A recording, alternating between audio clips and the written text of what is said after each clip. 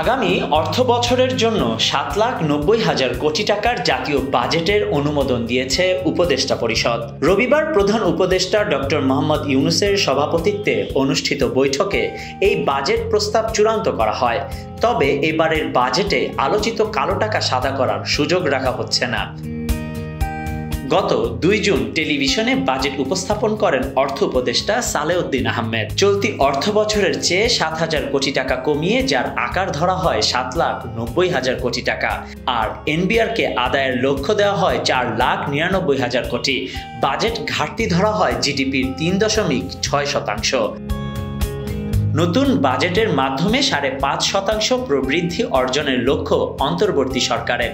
তবে কালো টাকা সাদা করার সুযোগ রাখার পর নানা মহলের সমালোচনায় তা বাদ পড়তে পারে চূড়ান্ত অনুমোদনে। নতুন বাজেটের পাশাপাশি চলতি অর্থ বছরের সম্পূরক বাজেটেরও অনুমোদন দেবে উপদেষ্টা পরিষদ।